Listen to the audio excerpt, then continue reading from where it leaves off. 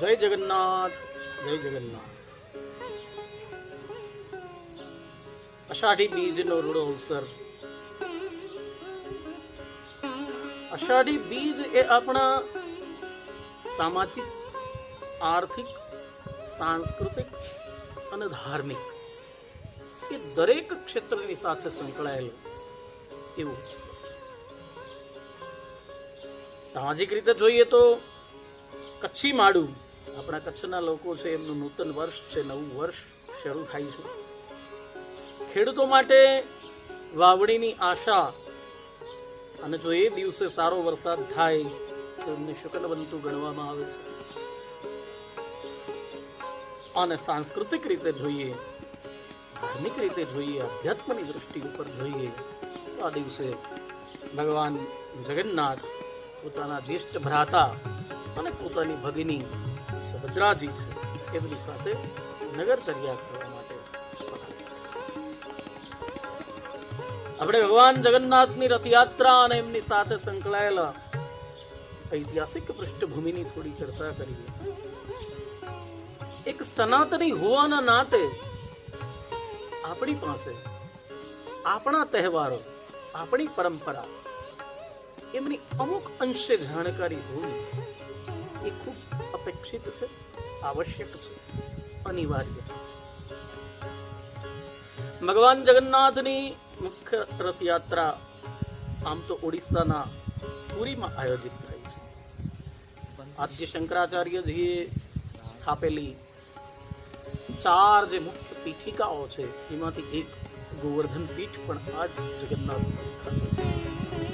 પ્રાતઃ સ્મરણીય, જે આપણે 7 નગરીઓ, 7 પુરીઓનું સ્મરણ કરવાનું જે સૂચન આપણા વડીલોએ કહ્યું છે, ઋષિઓએ કહ્યું છે, એમાં પણ પુરીનો એક સમાવેશ થાય. આ ઉપરાંત આ નગરી છે એમનું પ્રાચીન નામ બહુ ઓછા લોકો જાણે છે કે એ છે નીલાંચલ નામ. રથયાત્રાનો ઇતિહાસ જ્યાં સુધી જોઈએ ત્યાં સુધી લગભગ 1800 વર્ષ પહેલાનો એક ત્રિસંખ્ય જગન્નાથ મહાત્મ્ય એ નામનો ગ્રંથ છે, એમાં સૌ પ્રથમ ઉલ્લેખ. આ ગ્રંથ યાદ રાખો, 1800 વર્ષ. એવું કહેવાય છે કે ઇન્દ્રધુમ્ન નામના રાજા છે, એમણે આ પરંપરા છે એમને શરૂ કરેલી.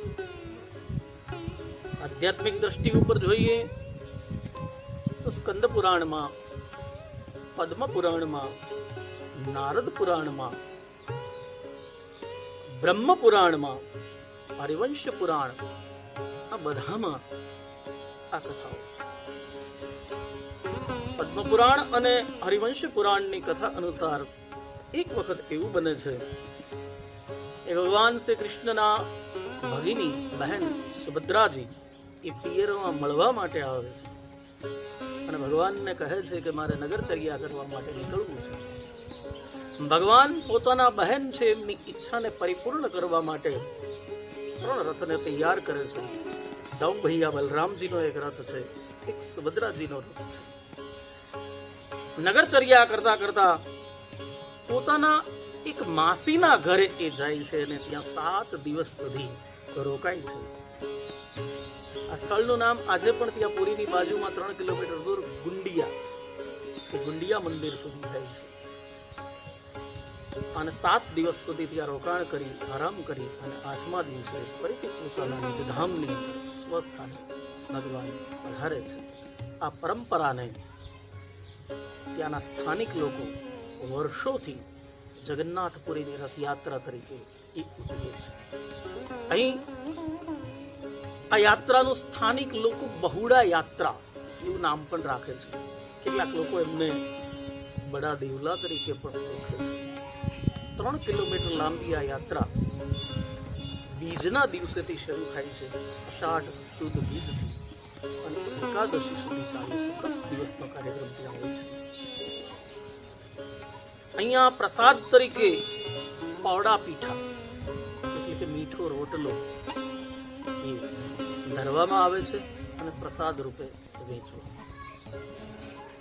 ગુજરાતના સંદર્ભની અંદર જોઈએ તો ગુજરાતમાં પણ ભવ્ય રથયાત્રાનું આયોજન થાય છે. સૌ પ્રથમ સૌથી મોટી ગુજરાતની ગણીએ તો અમદાવાદ ખાતે, અને ત્યાર પછી બીજા નંબર ઉપર ભાવનગરમાં પણ રથયાત્રા છે. એમનું આયોજન દર વર્ષે નિત્ય થાય છે.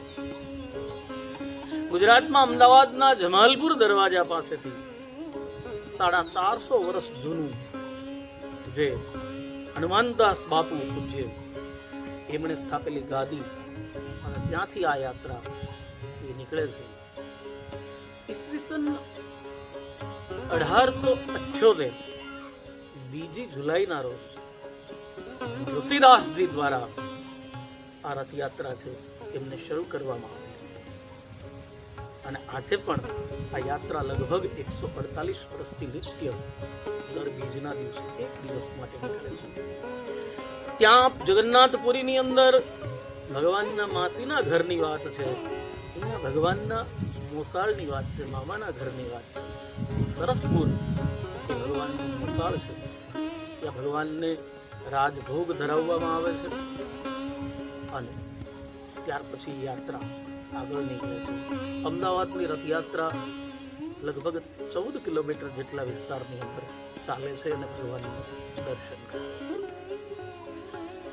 ભગવાન જગન્નાથની રથયાત્રામાં વપરાતા જે રથ છે, એ રથમાં એક પણ જગ્યા ઉપર લોખંડ ધાતુ ખીલાનો ઉપયોગ નથી.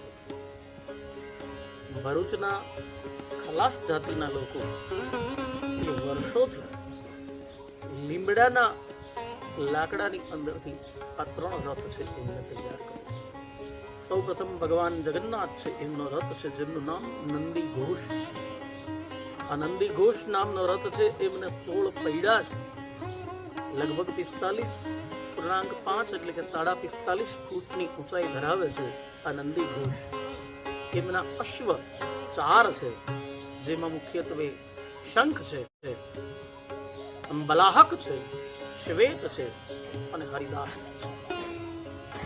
ભગવાનના સારથી છે, એમનું નામ આપણે સૌ જાણીએ છીએ કે દારૂક છે. ભગવાનનો આ જે દિવ્ય રથ છે, એમની ધજા છે, એમને ત્રિલોક્ય વાહિની તરીકે ઓળખવામાં જે ભગવાનના રથને દોરી વડે ખેંચવામાં આવે છે, દોરડું છે, એમનું નામ શંખચૂડ અથવા તો શંખચૂડા નાળી એવું નામ. બીજો રથ જે છે એ બેન સુભદ્રાજીનો છે, એમને દર્પદલન અથવા તો કલ્પધ્વજ તરીકે ઓળખવામાં આવે. આ બેનના રથ છે, એમને 12 પૈડા છે. જેવી રીતે ભગવાન જગન્નાથ છે, એમના રથનો રંગ જે છે એ લાલ અને પીળો છે. અહીંયા બેન છે, એમનો રથ છે, એમાં લાલ અને કાળો રંગ છે.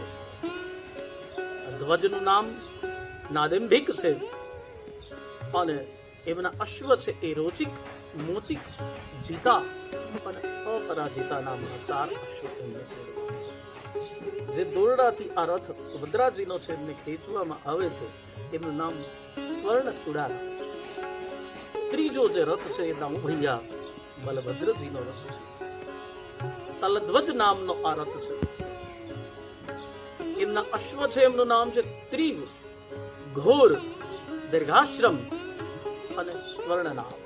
આ 4 અશ્વ એમની સાથે પણ જોડાયેલા છે. 14 પૈડા ધરાવે છે આ રથ. લાલ અને લીલો રંગ છે. ધ્વજ છે, એમનું નામ છે ઉન્ના. આ 3 રથ ભગવાન જગન્નાથની યાત્રાની અંદર હોય છે, અને ભાવિકોને, ભક્તોને દર્શન આપે છે. અહીં પ્રસાદ સ્વરૂપે ફણગાવેલા મગ આપવામાં આવે છે અને ધરાવવામાં આવે છે. કાકડી, કેરી અને જાંબુ જેવા ફળ છે એ પણ અર્પણ કરે. સમગ્ર આ યાત્રા છે એમાં રસ્સી ખેંચવાનું ખૂબ મહત્વ છે. એક વખત જો આ રથના દોરડાને ખેંચવાનો અવસર પ્રાપ્ત થાય તો 16 યજ્ઞના પુણ્ય જેટલું ભાથું એકત્ર થાય છે, એમ આપણા વડીલોએ આ કહેલું છે. અને એટલા માટે આ રથના દોરડાને ખેંચવા માટે ભક્તજનો છે એ લાખોની સંખ્યામાં ઉપસ્થિત રહે છે અને પોતાનો હૃદયનો ભાવ વ્યક્ત કરે છે. જગન્નાથ યાત્રા છે એમનો પ્રારંભ આમ તો જલયાત્રાથી શરૂ થાય છે તે કે જે જેઠ મહિનાની પૂર્ણિમા છે ત્યારથી સાબરમતીનું જળ લાવવામાં આવે છે.